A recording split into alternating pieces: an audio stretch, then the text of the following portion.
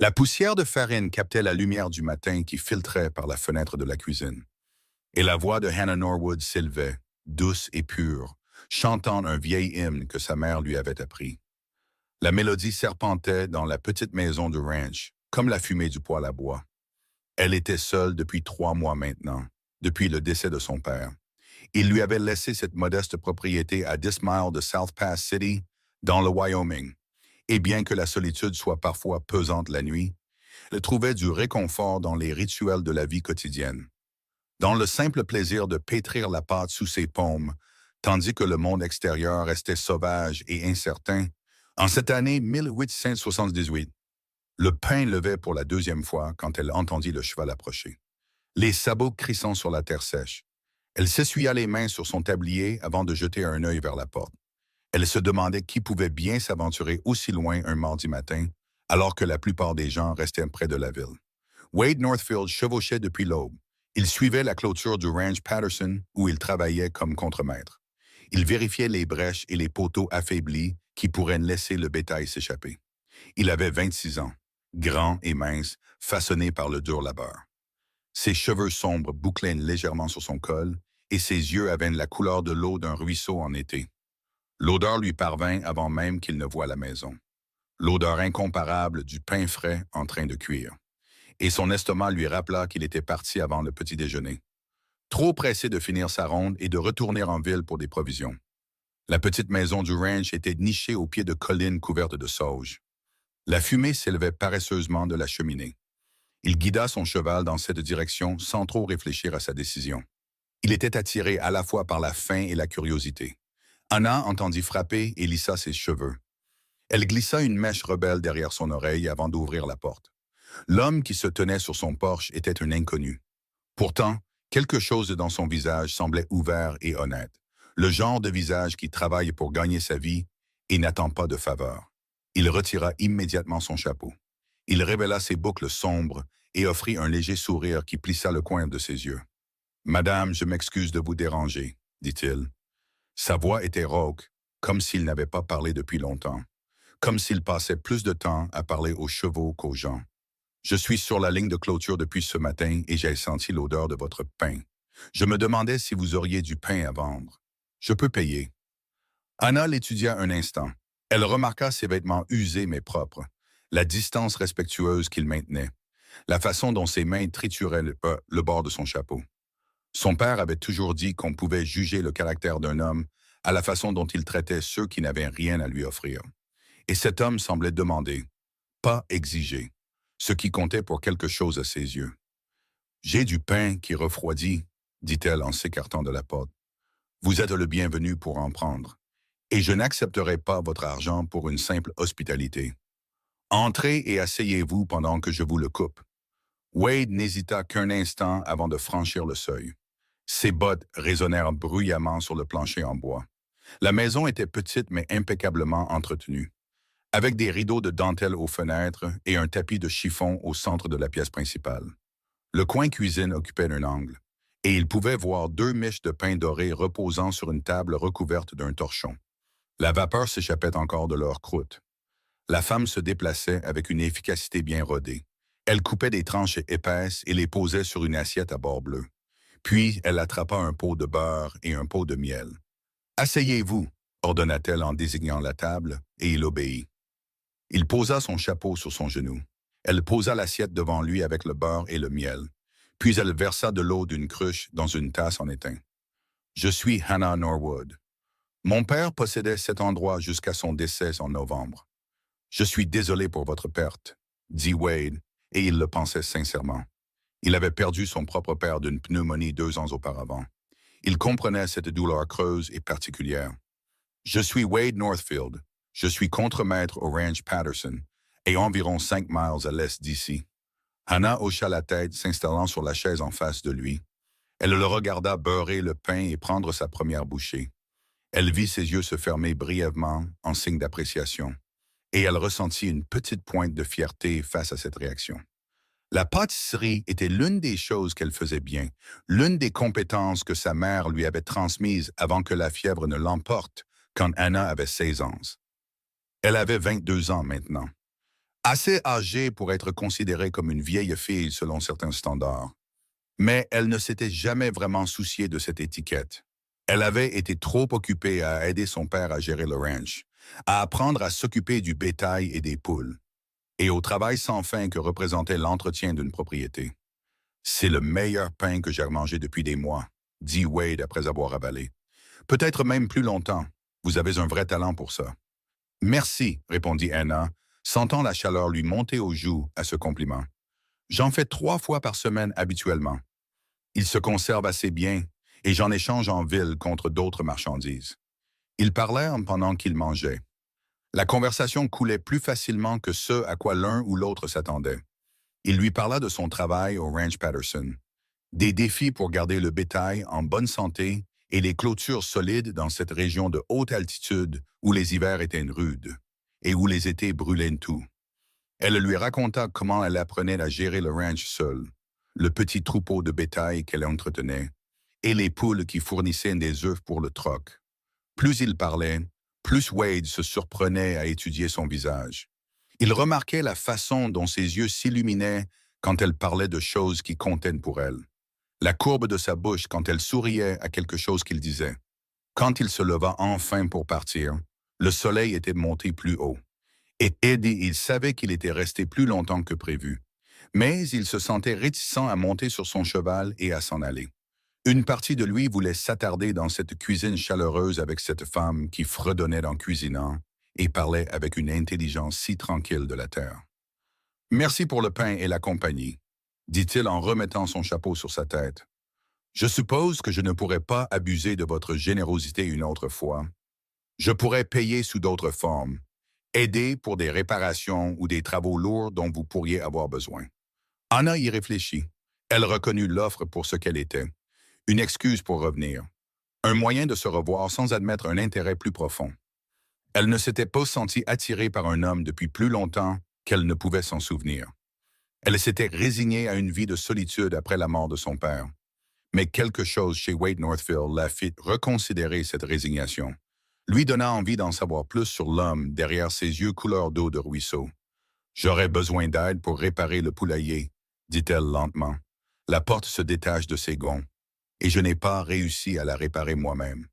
Si vous vouliez passer samedi après-midi, je pourrais vous payer en pain et en souper. Cela me semble plus que juste, acquiesça Wade, et le sourire qu'il lui fit était sincère et chaleureux.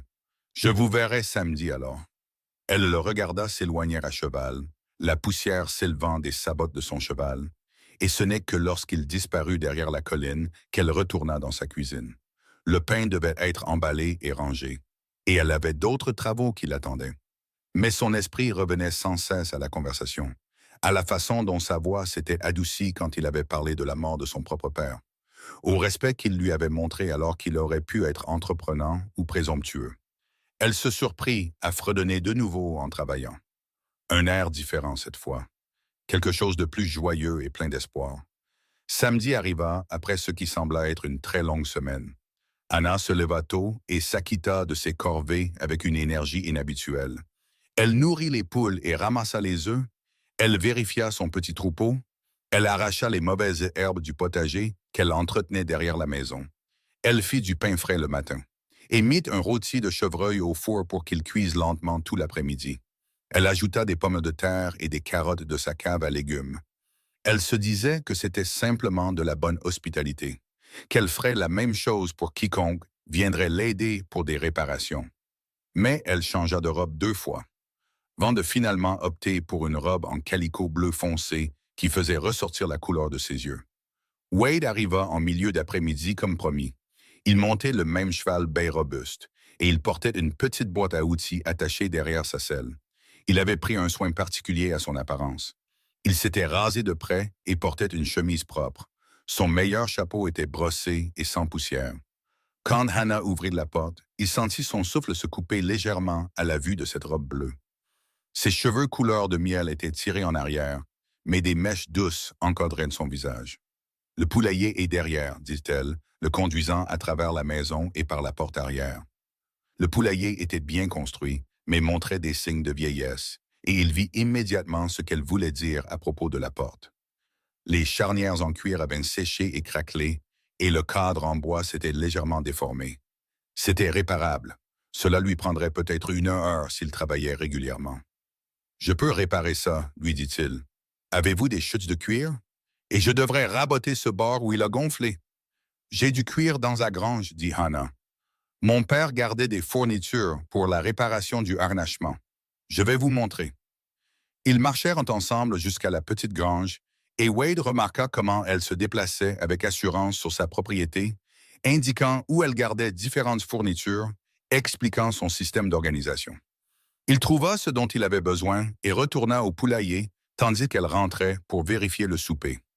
Il travailla régulièrement, conscient de sa présence même quand il ne la voyait pas, hyper conscient d'être sur sa terre, dans son espace. Le travail se déroula sans accroc, et quand il testa la porte réparée, elle pivotait correctement et se fermait bien. Il nettoyait ses outils quand Hannah sortit de la maison avec 2 tasses de café. Elle lui en tendit une et se tint à côté de lui, inspectant son travail. « C'est beaucoup mieux, dit-elle avec approbation. Je la calais avec un bâton. Les ratons laveurs devenaient malins pour l'ouvrir. Ça devrait tenir maintenant, dit Wade en sirotant son café. Il était bon et fort, comme il l'aimait. Le cuir est assez épais pour durer plusieurs années si vous l'huilez de temps en temps. Ils restèrent un moment dans un silence confortable, regardant sa propriété. Le soleil de fin d'après-midi peignait tout en or, et l'air avait cette clarté particulière des hautes altitudes et du climat sec. Wade se surprit à souhaiter une raison de rester plus longtemps, de prolonger ce moment paisible. « Le souper devrait bientôt être prêt, » dit Hannah, comme si elle lisait dans ses pensées. « Voulez-vous vous laver à la pompe? » Ils mangèrent à sa petite table, le rôti tendre et savoureux, les légumes cuits à la perfection. Wade ne se souvenait pas de la dernière fois qu'il avait mangé un repas aussi bon, certainement pas depuis le décès de sa mère 5 ans auparavant. Les hommes du Ranch Patterson cuisinaient à tour de rôle, et bien qu'ils réussissent à ne pas mourir de faim, aucun d'eux n'avait de réel talent en cuisine. « Vous êtes une excellente cuisinière, dit-il honnêtement. C'est un vrai festin. » « J'aime cuisiner quand j'ai quelqu'un pour qui cuisiner, admet Hannah. Ça semble moins valoir la peine quand c'est juste pour moi. » La conversation pendant le dîner porta sur de nombreux sujets. Elle l'interrogea sur son travail au Ranch Patterson, et il décrivit les rythmes quotidiens de la vie du ranch, les exigences saisonnières, la satisfaction de travailler avec les animaux et la terre. Il l'interrogea sur ses projets pour sa propriété, et elle parla de son désir d'agrandir son troupeau, d'ajouter peut-être plus de poules ou même d'essayer d'élever des porcs. « C'est difficile de gérer seul, avoua-t-elle. Mon père et moi travaillons ensemble, nous partageons les tâches. Maintenant, je me retrouve constamment en retard, toujours quelque chose à faire et pas assez d'heures dans la journée. »« Vous pourriez engager de l'aide, suggéra Wade. Il y a des hommes à South Pass City qui cherchent du travail. »« Peut-être, » dit Hannah, bien que son ton suggère le doute. « Je ne suis pas sûr de pouvoir me permettre de payer quelqu'un équitablement. Et avoir un étranger ici, un homme que je ne connais pas bien, vivant sur la propriété. » Elle laissa sa phrase en suspens. Les implications étaient claires. Wade comprenait. Une femme seule vivant seule devait faire attention à sa réputation, aux apparences, un faux pas, un mauvais choix, et les commères de la ville la mettraient en pièces. C'était injuste, mais inévitable. « Je pourrais aider quand j'ai le temps, » offrit-il prudemment. « Le Ranch Patterson n'est pas si loin. Je pourrais venir les dimanches après-midi, aider pour les travaux plus lourds. Vous pourriez me payer un repas si vous le souhaitez, ou nous pourrions appeler ça de l'aide entre voisins. » Hannah croisa son regard par-dessus la table, cherchant sa motivation, essayant de jauger sa sincérité. Ce qu'elle y vit la rassura. Un intérêt sincère, oui, mais aussi du respect et un désir honnête d'aider. Elle prit sa décision rapidement, suivant son instinct. « J'apprécierais cela, dit-elle, mais j'insiste pour vous payer correctement, soit en espèces, soit en troc. Je ne profiterai pas de votre générosité. » Ils conclurent un arrangement autour d'un café et de tranches de tarte aux pommes que Hannah sortit de son garde-manger. Wade viendrait les dimanches après-midi quand il aurait le temps, pour l'aider dans les projets qui nécessitaient des bras supplémentaires ou plus de force qu'elle n'en avait. Elle fournirait les repas et pourrait échanger du pain, des œufs ou des légumes selon ses surplus. C'était un arrangement pratique qui profitait à tous les deux, Et si cela fournissait aussi une excuse pour passer du temps ensemble, aucun d'eux ne le reconnut à voix haute. Les semaines qui suivirent s'installèrent dans un schéma qui semblait naturel et juste. Wade venait la plupart des dimanches, en manquant parfois un lorsque les obligations du ranch le retenaient, mais apparaissant généralement en milieu d'après-midi avec sa boîte à outils et la volonté de s'attaquer à n'importe quel projet qu'Anna avait identifié pendant la semaine. Il répara des poteaux de clôture, renforça la porte de la grange, l'aida à déplacer une lourde commode qui avait appartenu à ses parents. Elle le nourrissait généreusement et le renvoyait au ranch avec du pain frais, des pots de conserve, des œufs soigneusement emballés dans de la paille. Il parlait en travaillant, apprenant les histoires et les rêves de l'un et de l'autre. Wade lui raconta son enfance dans une petite ferme du Missouri, son départ pour l'Ouest après la mort de ses parents parce qu'il avait besoin de changement, besoin d'échapper aux souvenirs qui hantaient chaque recoin de cette propriété. Il avait occupé divers emplois dans des ranchs avant d'obtenir le poste de contremaître chez Patterson. S'était révélé fiable et compétent avec le bétail et les hommes. Hannah partagea sa propre histoire. Comment sa mère était morte quand elle était jeune, comment elle s'était rapprochée de son père dans les années qui suivirent. Il lui avait tout appris sur la gestion d'un ranch, ne la traitant jamais comme moins capable parce qu'elle était une femme. Sa mort l'avait dévastée, mais l'avait aussi libérée d'étranges manières, lui permettant de faire ses propres choix sur sa vie et son avenir.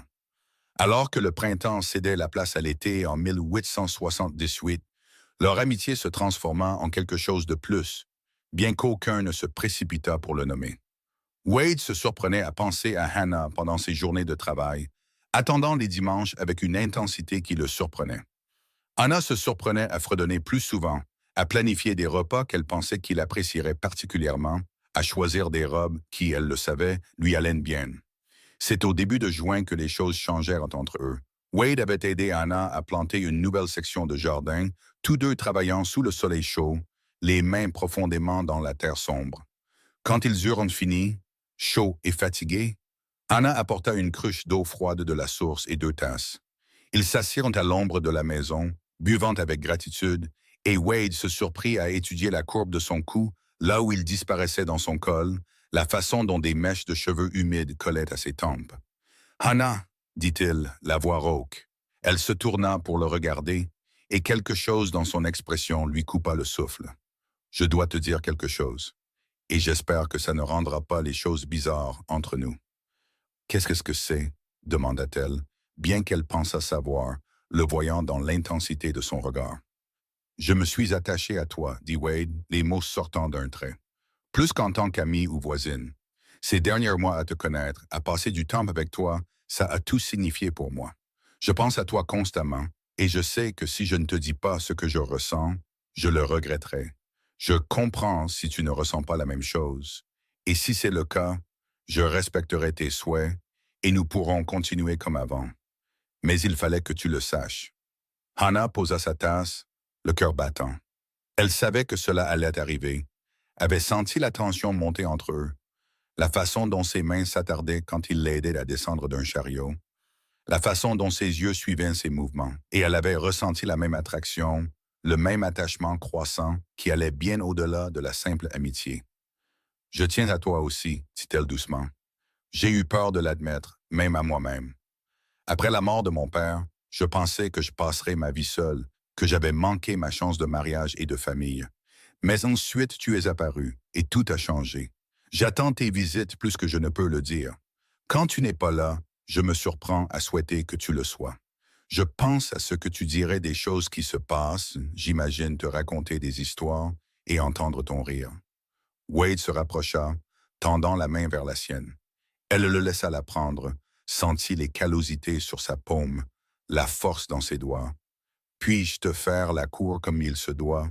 demanda-t-il. « Avec l'intention de me marier, si tu veux bien de moi. »« Oui, » répondit Hannah, le mot sortant sans hésitation. « Oui, j'aimerais beaucoup ça. » Il porta sa main à ses lèvres, lui baisant doucement les doigts, et le geste était si tendre que Hannah sentit des larmes lui piquer les yeux. Ils s'assirent près l'un de l'autre à l'ombre, les mains jointes, parlant de ce que cela signifiait, de ce qu'ils voulaient tous les deux. Wade fit clairement savoir qu'il respectait son indépendance, qu'il ne s'attendrait pas à ce qu'elle abandonne son ranch ou soit diminuée de quelque manière que ce soit. Hannah exprima son désir de partenariat, de construire une vie ensemble plutôt que de simplement rejoindre la sienne. La cour qui suivit fut douce et intense, tous deux conscients qu'ils n'étaient plus jeunes et insouciants, qu'ils connaissaient leurs propres esprits et cœurs. Wade venait plus souvent que les seuls dimanches, passant après le travail quand il pouvait se le permettre, apportant de petits cadeaux. Des fleurs sauvages cueillies sur le sentier, un ruban à cheveux acheté à South Pass City, un livre de poésie qu'il pensait qu'elle pourrait apprécier. Hannah cuisinait ses plats préférés, raccommodait ses chemises quand elles en avaient besoin, écoutait avec un intérêt sincère ses histoires sur le travail et le monde au-delà de son ranch. Il faisait attention aux convenances, laissant toujours la porte ouverte quand il était à l'intérieur de sa maison, s'assurant qu'il partait bien avant la nuit pour éviter les spéculations scandaleuses. Mais il trouvait des moments d'intimité dans ses limites, se tenant la main en se promenant sur sa propriété, son bras autour de ses épaules alors qu'il regardait le coucher du soleil. Des baisers volés dans la grange qui devenaient plus longs et plus profonds au fil des semaines. Fin juillet, Wade parla à M. Patterson de ses intentions. L'homme plus âgé fut ravi, savait que son contremaître se rendait régulièrement à la propriété Norwood et approuvait l'union. Il offrit à Wade une petite maison sur la propriété du ranch qui était actuellement vide, disant qu'il pourrait y vivre après le mariage s'il le souhaitait. Wade expliqua cependant que Hannah avait sa propre propriété et pourrait vouloir y rester. « Ce que vous déciderez me convient, » dit Patterson avec bienveillance. « Vous êtes un homme bon, Northfield, et vous méritez le bonheur. Si vous avez besoin de congé pour un voyage de noces, faites-le moi savoir. » Wade le remercia et se rendit directement au ranch de Hannah, arrivant alors qu'elle sortait le pain du four. Elle leva les yeux quand il entra, surprise de son arrivée précoce, et vit immédiatement l'excitation sur son visage. « J'ai parlé à Patterson, dit-il sans préambule. Il nous a donné sa bénédiction et nous a offert un logement si nous le voulons, bien que je lui ai dit que tu as ta propre propriété. Hannah, je sais que nous ne nous fréquentons que depuis quelques mois, mais je suis certain de mes sentiments. Je veux t'épouser, construire une vie avec toi. Consentirais-tu à être ma femme? » Hannah posa le pain et s'approcha de lui, les mains encore poussiéreuses de farine. « Je t'épouserai, » dit-elle, la voix ferme et sûre. « Je t'aime, Wade Northfield, et je ne désire rien de plus que d'être ta femme. » Il la souleva dans ses bras, la faisant tourner sur elle-même tandis qu'elle riait de pure joie. Quand il la reposa, il l'embrassa profondément, goûtant la farine, le miel et le bonheur. Ils restèrent longtemps dans les bras l'un de l'autre, tous deux submergés par l'énormité de l'engagement qu'ils venaient de prendre, par l'avenir qui s'étendait devant eux. Ils décidèrent d'un mariage en septembre, ce qui leur laissait le temps de faire les préparatifs nécessaires, mais sans attendre inutilement. Hannah voulait se marier dans la petite église de South Pass City avec le pasteur qui avait présidé les funérailles de son père. Wade accepta volontiers, n'ayant pas de préférence marquée au-delà du désir de la rendre heureuse. La nouvelle se répandit rapidement dans la petite communauté. Hannah avait peu d'amis proches, mais était bien considérée par les habitants qui la connaissaient de ses visites commerciales. Wade était respecté en tant qu'homme travailleur et honnête. Plusieurs femmes de la ville proposèrent d'aider Hannah à se préparer pour le mariage, apportant des recettes et des conseils sur l'établissement d'un foyer. Madame Patterson, la femme du propriétaire du ranch, offrit à Hannah une magnifique courte pointe qui était dans sa famille depuis des années, la qualifiant de cadeau de mariage et l'accueillant dans la grande famille du ranch. Le mois d'août passa dans un tourbillon de préparatifs. Hannah cousit une nouvelle robe pour la cérémonie, choisissant un tissu doux de couleur crème qui complétait son teint. Wade s'arrangea pour prendre des congés et planifia leur bref voyage de noces. Ils décidèrent que Hannah garderait son ranch, mais qu'ils vivraient principalement sur la propriété Patterson dans la maison qui leur avait été offerte, car elle était plus proche du travail de Wade et faciliterait la vie quotidienne. Ils utiliseraient son ranch pour un revenu supplémentaire, y gardant les poules et le petit troupeau, faisant des voyages réguliers pour entretenir la propriété. Les discussions pratiques étaient entrecoupées de moments de romance et d'intimité, tous deux impatients de la nuit de noces où ils pourraient enfin être pleinement ensemble. Wade veillait à rester respectueux, ne la poussant jamais au-delà de ce qui était convenable, mais Hannah voyait le désir dans ses yeux et en sentait l'écho dans son propre corps. L'attente était à la fois douce et torturante, l'anticipation grandissant de jour en jour. Le matin de leur mariage se leva clair et magnifique, le ciel de septembre d'un bleu brillant et sans nuages. Hannah se réveilla tôt dans sa maison de ranch, seule pour la dernière fois en tant que femme célibataire. Elle prit son temps pour se préparer, se baignant dans la baignoire en cuivre et se lavant les cheveux, puis enfilant soigneusement sa nouvelle robe. Clara, la fille de Madame Patterson, vint l'aider à se coiffer, la relevant en un chignon élégant et y tissant de minuscules fleurs blanches cueillies dans les collines. Wade passa la matinée au ranch, essayant de se concentrer sur les tâches de dernière minute, mais regardant surtout l'horloge. Il portait des vêtements neufs achetés spécialement pour l'occasion, un pantalon sombre, une chemise blanche, un gilet gris anthracite. Ses mains tremblaient légèrement en nouant sa cravate, et Patterson lui tapa sur l'épaule en riant. « Calme-toi, mon gars, dit le vieil éleveur. Elle a déjà accepté de t'épouser. Tout ce que tu as à faire, c'est de te présenter et de prononcer tes vœux. » « Je sais, » répondit Wade, réussissant un sourire nerveux. « Je veux juste que tout soit parfait pour elle. » L'église était petite mais remplie de sympathisants quand Wade arriva. Il se tenait à l'avant avec le pasteur, le cœur battant, jusqu'à ce que la porte s'ouvre et que Hannah entre au bras de M. Patterson, qui avait accepté de la conduire à l'hôtel en l'absence de son père. Wade oublia de respirer un instant, la voyant dans cette robe crème avec des fleurs dans les cheveux, son visage rayonnant de bonheur et d'amour.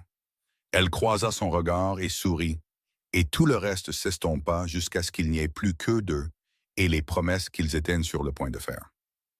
La cérémonie fut simple et sincère. Ils prononcèrent des vœux traditionnels, s'engageant à s'aimer et à s'honorer, à rester unis face à tous les défis que la vie leur apporterait.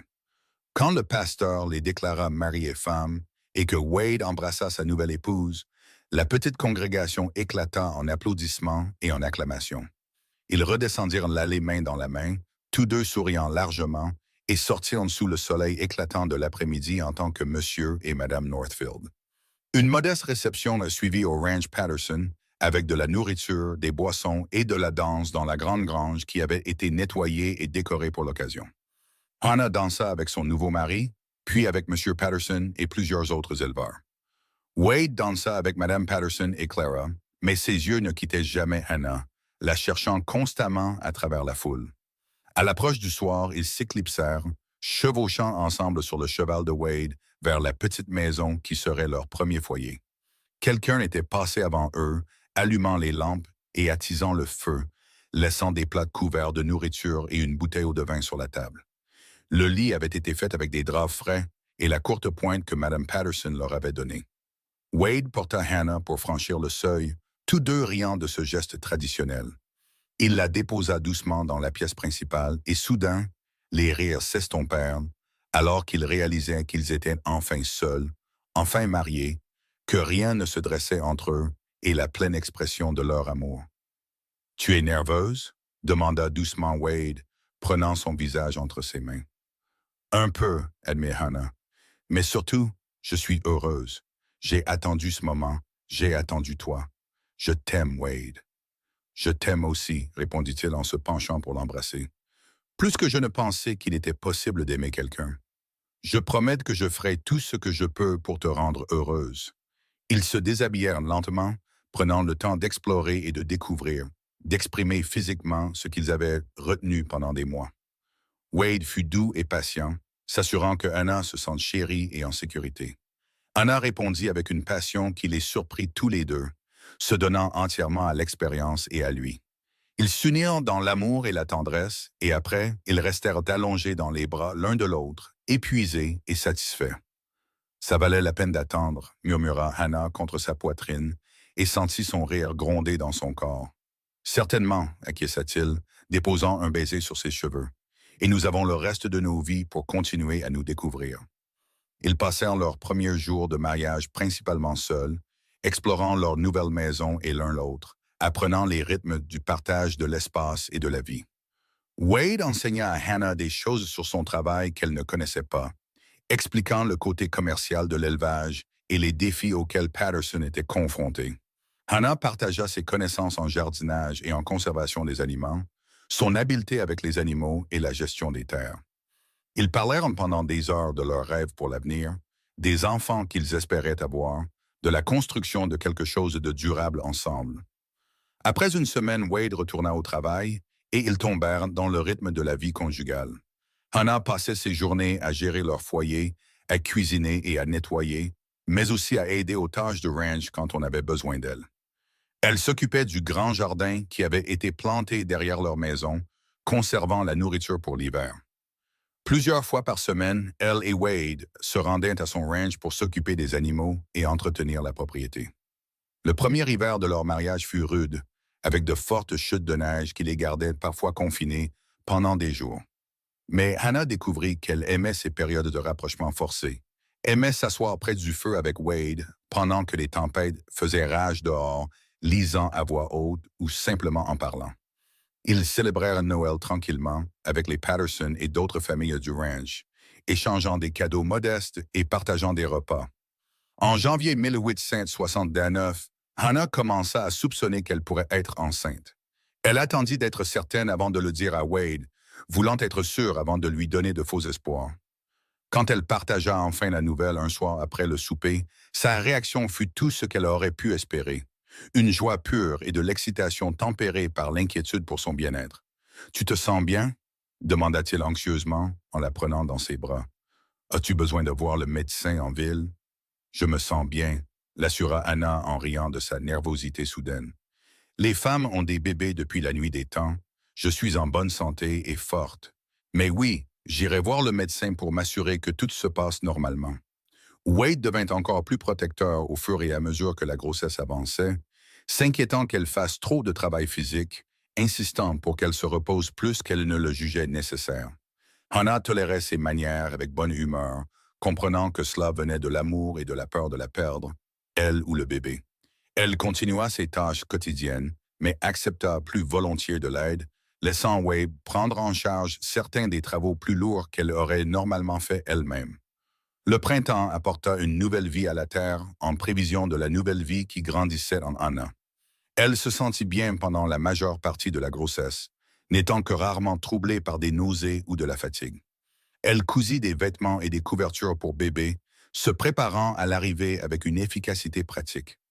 Madame Patterson et d'autres femmes du ranch offrirent des conseils et de l'aide, partageant leurs propres expériences de l'accouchement et de l'éducation des enfants.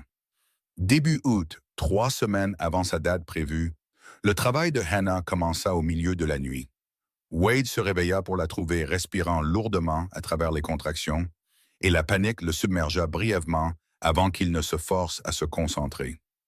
Il partit au galop chercher Madame Patterson et le médecin de la ville, puis retourna pour rester avec Hannah, lui tenant de la main et lui offrant le réconfort qu'il pouvait. Le travail fut long et difficile, durant toute la journée et jusqu'à la nuit suivante. Wade resta à ses côtés tout le temps, même lorsque Mme Patterson suggéra qu'il pourrait vouloir attendre dans une autre pièce. Il refusa de partir, ayant besoin d'être là pour Hannah, pour la soutenir dans cette épreuve. Elle puisa de la force dans sa présence, serrant sa main pendant les pires contractions, trouvant du courage dans son regard constant. Leur fils naquit juste après minuit, arrivant avec un cri vigoureux qui remplit la petite maison. Le médecin le plaça dans les bras de Hannah, et elle regarda le minuscule visage rouge avec un amour immense.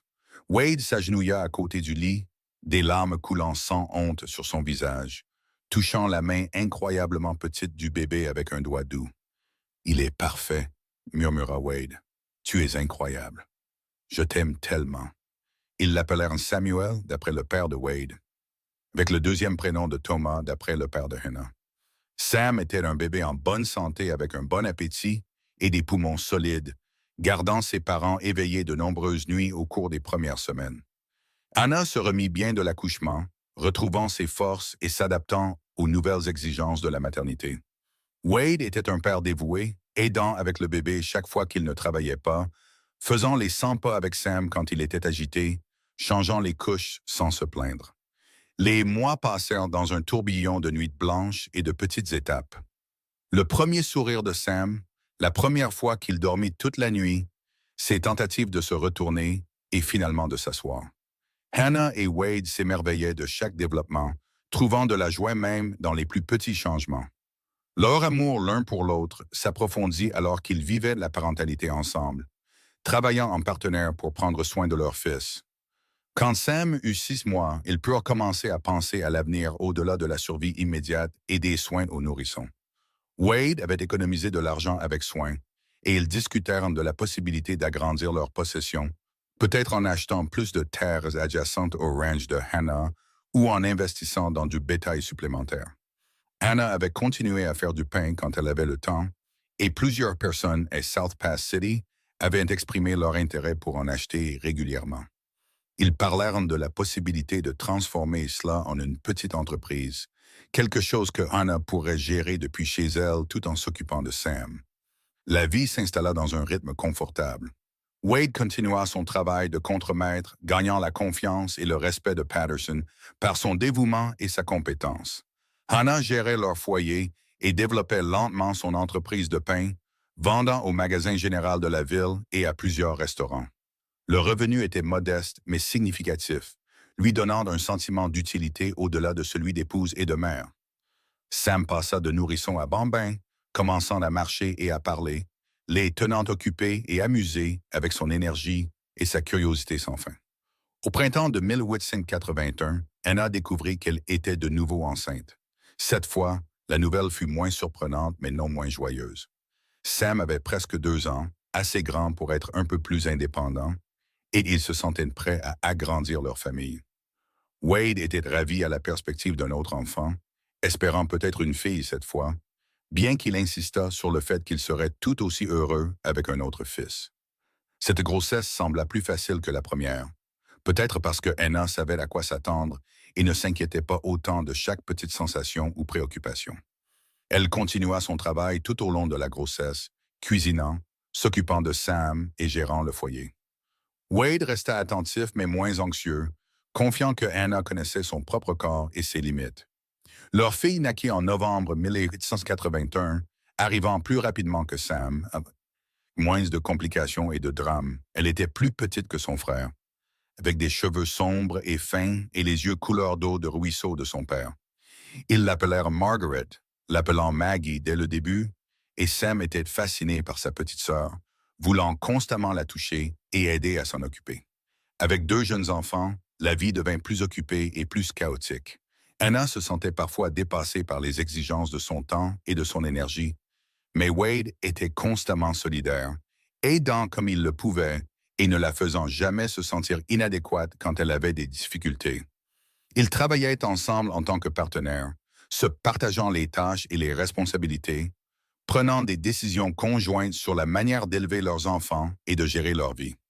Les années s'écoulèrent, marquées par les anniversaires, les vacances et les petits drames domestiques. Sam commença l'école à South Pass City, y allant avec son père plusieurs jours par semaine. Maggie passa de nourrisson à bambine puis à jeune enfant, pleine de personnalité et d'opinion. Wade reçut une sorte de promotion lorsque Patterson le fit copropriétaire du ranch, reconnaissant des années de service loyal et de gestion compétente.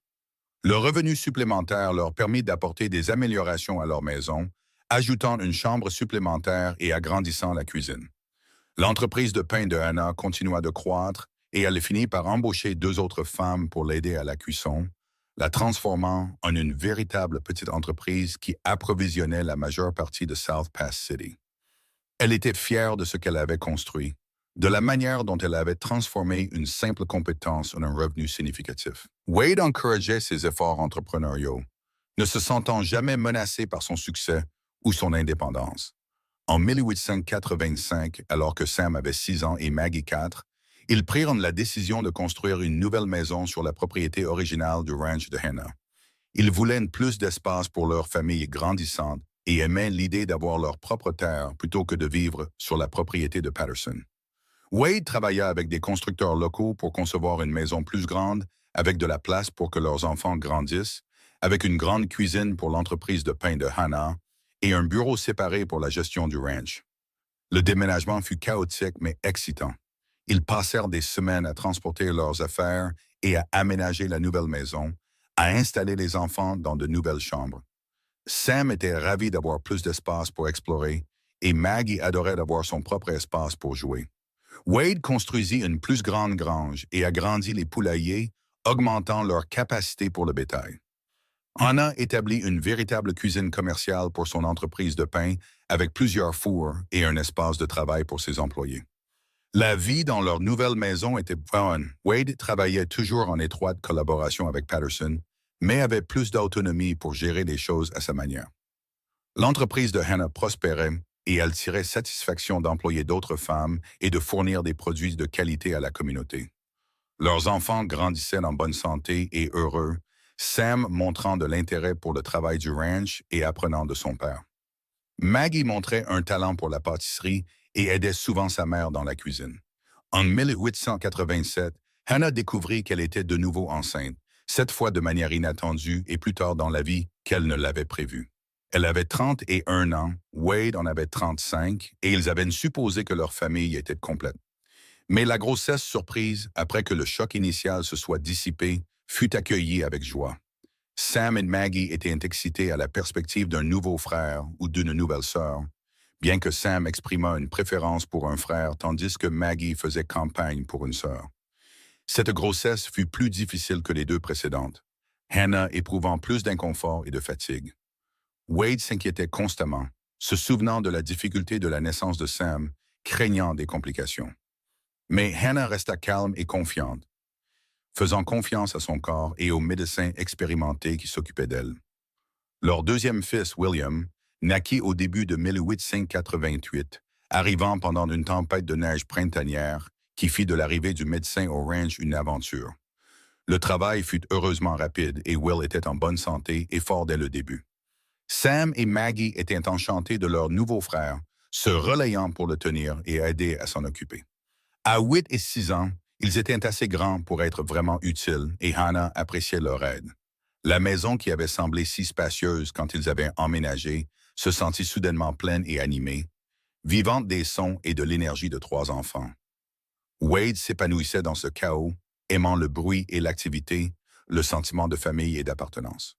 Hannah se sentait parfois débordée, gérant son entreprise, son foyer et ses enfants, mais elle avait l'aide de ses employés et de Wade, qui restait un partenaire impliqué et solidaire. Les années d'éducation de leurs enfants furent remplies d'innombrables petits moments qui s'accumulèrent pour former une vie. Enseigner à Sam à monter à cheval correctement, regarder Maggie apprendre à faire sa première mèche de pain, voir Will faire ses premiers pas. Il y eut aussi des défis, des maladies infantiles qui les effrayèrent, des disputes et des problèmes de discipline, l'équilibre constant entre le travail et la famille. Mais à travers tout cela, Hannah et Wade restèrent unis, leur amour l'un pour l'autre s'approfondissant à chaque année qui passait. À mesure que les enfants grandissaient, ils s'impliquaient davantage dans les entreprises familiales. Sam travaillait aux côtés de son père, apprenant la gestion du ranch et la manipulation du bétail. Maggie aidait à la boulangerie, montrant un réel talent et finissant par prendre en charge une partie des opérations quotidiennes. Will, le plus jeune, partageait son temps entre les deux activités, s'intéressant à tout et désireux d'apprendre. En 1895, alors que Sam avait 16 ans, il demanda à ses parents s'il pouvait prendre plus de responsabilités au ranch. Il était grand et fort, capable et mature au-delà de son âge. Wade et Hannah en discutèrent en privé et acceptèrent de lui confier des tâches de supervision sur certains des employés du ranch, le laissant prouver sa capacité de leadership. Sam releva le défi et Wade ressentit une profonde fierté en voyant son fils devenir un jeune homme capable. Maggie, à 14 ans, devint officiellement la partenaire commerciale de Hannah, prenant en charge la planification de la production et le contrôle de la qualité pour la boulangerie. Elle avait hérité du talent et de l'éthique de travail de sa mère, et Hannah faisait entièrement confiance à son jugement. Mère et fille travaillaient côte à côte, leur relation évoluant de parent-enfant à quelque chose de plus proche d'égal et d'amis. Will, à 7 ans, était encore jeune mais montrait des promesses tant dans l'élevage que dans les affaires. Il était brillant et curieux, posant toujours des questions et cherchant à comprendre comment les choses fonctionnaient. Wade et Hannah prirent soin de ne pas le pousser vers une voie particulière, voulant qu'il trouve sa propre direction. À la fin des années 1890, South Pass City connut une période de croissance alors que les opérations minières dans la région se développaient. La population augmenta et avec elle la demande pour les produits de boulangerie de Hannah. Elle agrandit de nouveau l'entreprise, embauchant plus d'employés et augmentant la production. La boulangerie devint l'une des petites entreprises les plus prospères de la ville, connue dans toute la région pour la qualité de ses produits. Le partenariat de Wade avec Patterson continua de prospérer. Lorsque l'homme plus âgé commença à ralentir à la fin de la soixantaine, Wade assuma encore plus de responsabilités opérationnelles. Patterson traitait Wade comme un fils et quand il décéda en 1899, il laissa une part importante du ranch à Wade dans son testament. Les enfants de Patterson, tous adultes et vivant ailleurs, furent satisfaits de l'arrangement, reconnaissant que Wade avait été la force qui maintenait le ranch rentable et solide.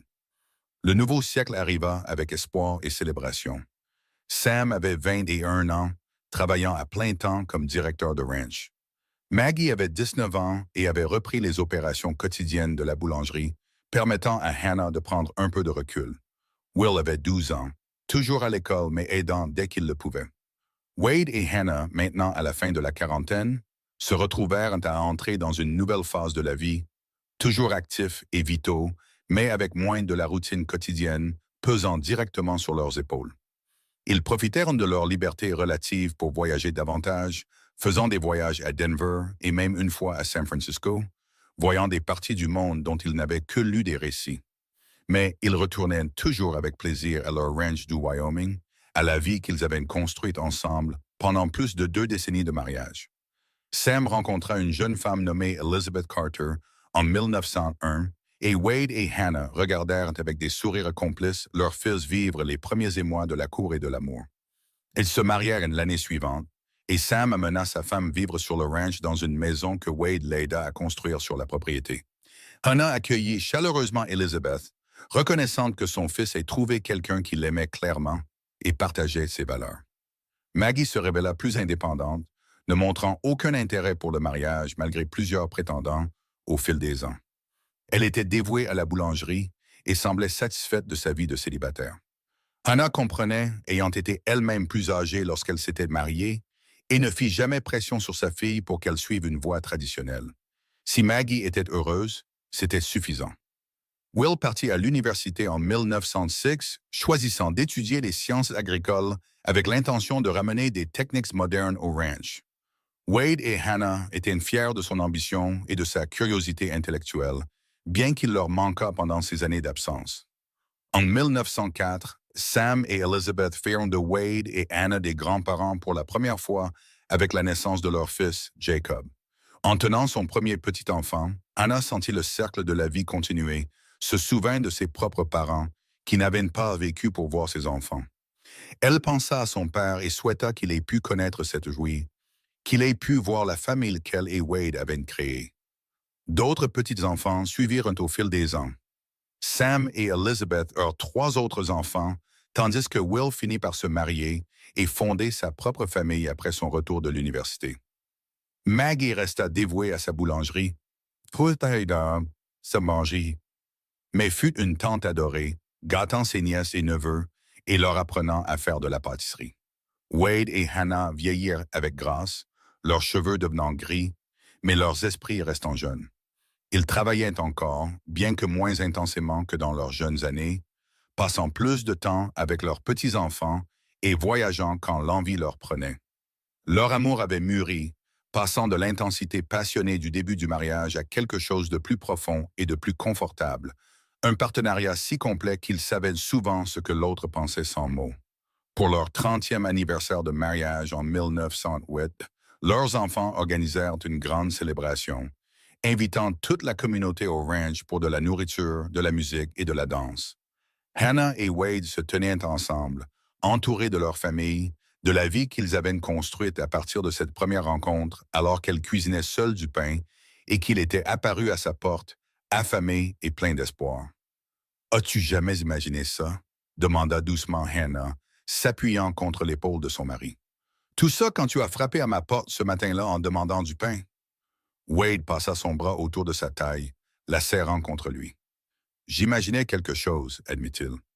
Pas exactement ça, mais quelque chose comme ça. J'ai su dès cette première conversation que tu étais spécial, que si je pouvais te convaincre de me laisser entrer dans ta vie, je me considérerais comme l'homme le plus chanceux du monde. Je suis tombée amoureuse de toi si vite, avoua Anna. J'ai essayé d'être prudente pour protéger mon cœur, mais tu as rendu cela impossible. Tu étais si gentil et respectueux, si authentique. Et quand tu as dit que tu voulais goûter ma douceur chaque jour, faire partie de ma vie de façon permanente, j'ai su que je ne voudrais jamais rien d'autre. Et j'ai goûté ta douceur chaque jour depuis, murmura Wade, déposant un baiser sur sa tempe. Dans ta cuisine et ta gentillesse, dans ta force et ton rire, dans chaque moment que nous avons partagé. Tu m'as donné tout ce dont j'ai toujours rêvé et plus que je n'osais espérer.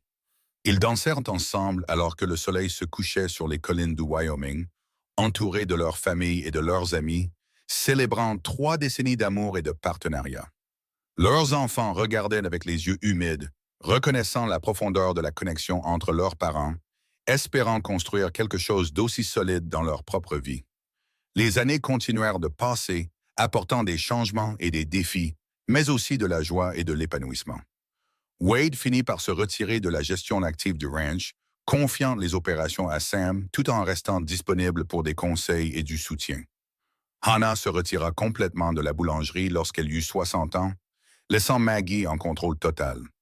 Ils passèrent leurs dernières années à profiter de leurs petits-enfants, à entretenir leur maison et leur petit jardin personnel, à voyager quand ils se sentaient assez énergiques. En 1920, ils célébrèrent tranquillement leur 42e anniversaire de mariage, juste tous les deux, avec un simple dîner à la maison. Ils étaient tous deux à la fin de la soixantaine, ralentissants mais toujours vitaux, toujours amoureux. Ils s'assirent sur leur porche, regardant le coucher du soleil, se tenant la main comme ils l'avaient fait tant d'années auparavant, lorsque leur amour était nouveau. « Je referai tout », dit doucement Hannah. « Chaque instant, chaque défi et chaque triomphe, chaque jour ordinaire. Je te choisirai dans cette vie 1000 fois. » Moi aussi, acquiesça Wade, portant sa main à ses lèvres dans le même geste qu'il avait utilisé, en lui demandant de lui faire la cour toutes ces années auparavant. Tu as été ma plus grande bénédiction, Hannah. La meilleure chose qui me soit jamais arrivée a été d'avoir assez faim pour suivre l'odeur du pain jusqu'à ta porte. Ils rirent ensemble en cymbales, le son se propageant dans la soirée paisible. Au loin, ils pouvaient entendre leurs petits-enfants jouer, pouvaient voir la fumée s'élever de la maison de Sam et Elizabeth et du cottage de Maggie près de la boulangerie. Will et sa famille arriveraient demain pour le dîner du dimanche, poursuivant la tradition qu'ils avaient maintenue pendant des décennies. Le ranch et la boulangerie continuèrent de prospérer sous la direction de la génération suivante, le legs que Hannah et Wade avaient construit ensemble se perpétuant dans le futur. Leurs enfants avaient appris de leur exemple le partenariat et le travail acharné, l'équilibre entre l'indépendance et l'interdépendance, la construction de quelque chose de durable par l'amour et le dévouement. Wade et Hannah vécurent pour voir les enfants de leurs enfants devenir adultes, pour assister à l'expansion de leur famille en une véritable dynastie. Ils assistèrent à des mariages et des funérailles, célébrèrent des naissances et pleurèrent des pertes, toujours ensemble, toujours unis. Leur amour resta le fondement sur lequel tout le reste fut construit, la constante dans un monde en changement jusqu'à leurs dernières années. Alors que l'âge les rattrapait inévitablement, ils passaient la plupart de leur temps à la maison, satisfaits de plaisirs simples. Ils cuisinaient encore ensemble parfois, bien que leurs mains fussent moins stables qu'auparavant. Ils se lisaient des histoires, racontaient des anecdotes du passé, recevaient des visiteurs venus leur rendre hommage et écouter leur sagesse. Wade s'éteignit paisiblement dans son sommeil en 1925 à l'âge de 73 ans, avec Hannah à ses côtés lui tenant la main. Elle le pleura profondément, mais sans désespoir, reconnaissante pour les 53 années qu'ils avaient partagées, pour la vie qu'ils avaient construite ensemble. Elle vécut 2 ans de plus, entourée de sa famille, conservant son indépendance et son esprit vif jusqu'à la fin. Quand elle mourut en 1927 à 71 ans, ses enfants sentirent qu'elle avait simplement décidé qu'il était temps de rejoindre Wade, incapable de supporter d'être séparés de lui plus longtemps. Ils furent enterrés côte à côte dans le cimetière de South Pass City, leur tombe marquée d'une simple pierre portant leur nom et une ligne que Sam choisit. Ensemble dans la vie, dans l'éternité. Les funérailles furent suivies par des centaines de personnes, un témoignage des vies qu'ils avaient vécues et de l'impact qu'ils avaient eu sur leur communauté. Le ranch et la boulangerie continuèrent de fonctionner pendant des générations, des entreprises familiales transmises par le sang, chaque génération ajoutant ses propres innovations tout en respectant les fondations établies par leurs ancêtres. La maison de ranch originale fut préservée comme une sorte de musée familial, entretenue avec soin avec de nombreux ustensiles de cuisson de Hannah et les outils de Wade exposés pour que les descendants les voient et se souviennent. L'histoire de la rencontre de Hannah et Wade devint une légende familiale, racontée et répétée lors des rassemblements et des célébrations. Comment il avait suivi l'odeur du pain jusqu'à sa porte, comment elle avait invité un étranger à entrer et l'avait nourri, comment de ce simple acte d'hospitalité était né un amour qui dura toute une vie et construisit un héritage qui perdura pendant des générations. Les jeunes de la famille entendaient l'histoire et comprenaient que de grandes choses pouvaient naître de petits moments, qu'être ouvert aux possibilités et prêt à prendre des risques sur les liens pouvait tout changer. Leurs arrière-arrière-petits-enfants, vivant bien au 21e siècle, parlaient encore de Hannah et Wade avec respect et affection, fiers de porter leur lignée et de continuer leur tradition. La boulangerie fonctionnait toujours à South Pass City, bien que très agrandie et modernisée, utilisant encore certaines des recettes originales de Hannah. Le ranch restait une propriété familiale, un symbole de persévérance et de dévouement s'étendant sur plus d'un siècle.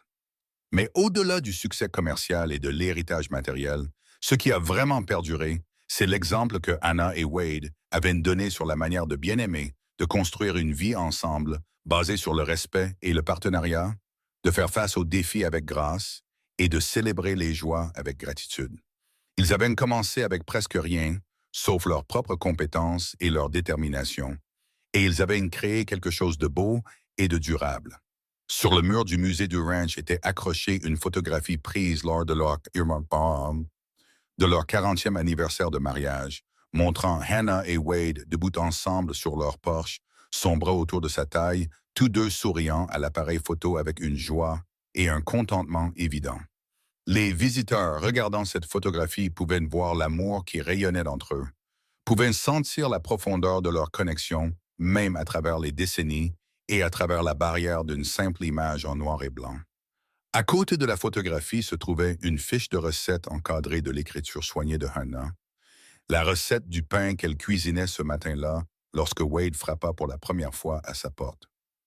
Et à côté, une petite plaque avec une citation attribuée à Wade lors d'une interview qu'il avait donnée au journal local pour leur 50e anniversaire.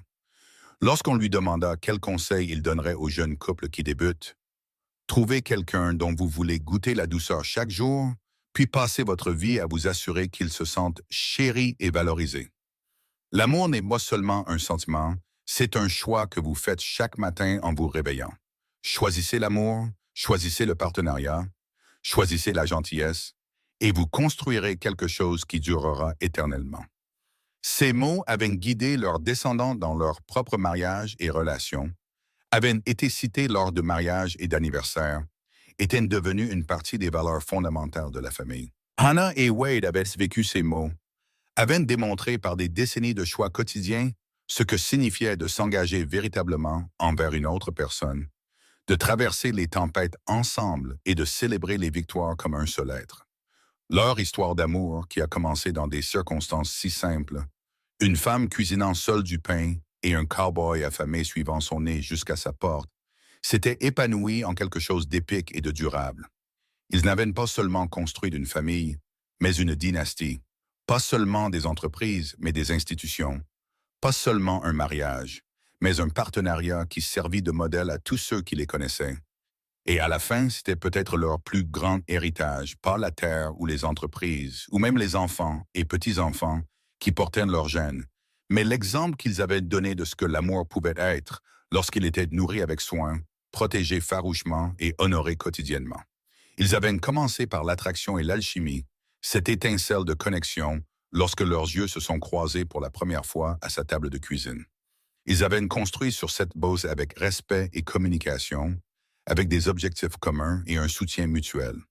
Et ils l'avaient entretenu avec humour et grâce, avec pardon et flexibilité à travers les 1000 petites gentillesses et attentions qui font fonctionner un mariage pendant des décennies.